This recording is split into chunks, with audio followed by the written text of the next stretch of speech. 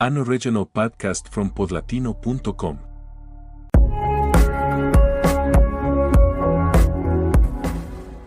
By the summer of 2023, Lionel Messi had nothing left to prove.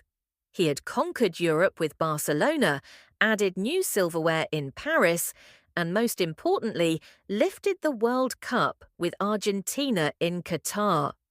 For many, the story was complete. He was the greatest of all time. And yet, Messi's career had one more chapter to write, one that would take him across the Atlantic to a country where football had always lived in the shadow of other sports. Messi's move to Inter Miami of Major League Soccer was not just a transfer. It was a cultural event, a shift in the global balance of football, and a reminder that his influence went far beyond goals and trophies. The decision did not come easily. Barcelona hoped for a reunion, but their finances, still crippled, made it impossible. Saudi Arabia offered him a contract worth hundreds of millions, the kind of money no player had ever seen. Many assumed he would go there. But Messi chose differently.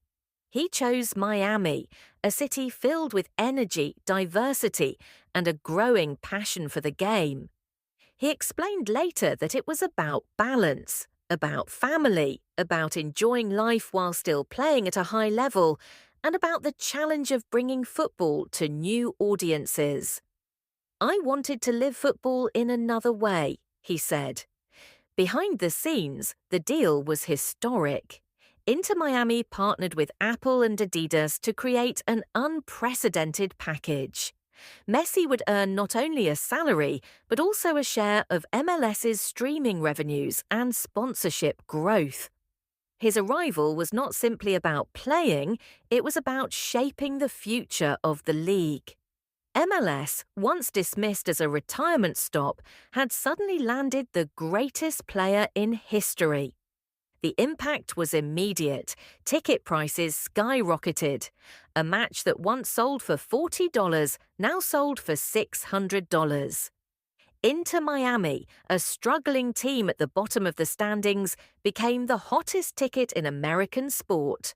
Celebrities filled the stands. LeBron James, Serena Williams, David Beckham, himself an owner of the club, welcomed Messi. Streaming subscriptions surged. Social media exploded. In Miami, murals appeared on walls overnight. Pink shirts with the number 10 sold out in hours, and the city turned into a football capital. Then came his debut. On July 21, 2023, Messi stepped onto the pitch in Fort Lauderdale for a Leagues Cup match against Cruz Azul. The stadium vibrated with anticipation. He came off the bench in the second half, the score tied. In stoppage time, Argentina's hero did what he had done all his life. He won a free kick just outside the box, placed the ball carefully, and curled it into the top corner. The crowd erupted as if a World Cup final had been won. His teammates mobbed him. Beckham cried in the stands. The script could not have been written better. Messi had arrived. From that moment, everything changed.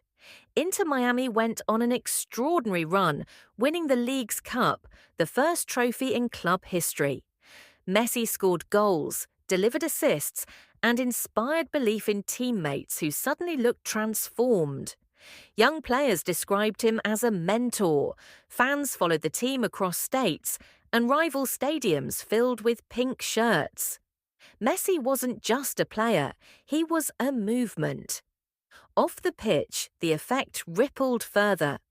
Children across the United States began wearing Inter Miami kits to school. Youth academies reported record numbers of sign-ups. In India, Argentina's second home of fandom, Messi's matches in MLS were streamed at dawn. In Buenos Aires, fans woke up early just to watch him play in a new shirt. In Los Angeles and New York, bars that once showed only European leagues now screened MLS with full houses. For the league itself, the arrival was seismic. MLS had seen big names before. Pelé with the New York Cosmos in the 1970s, Beckham with the LA Galaxy in 2007.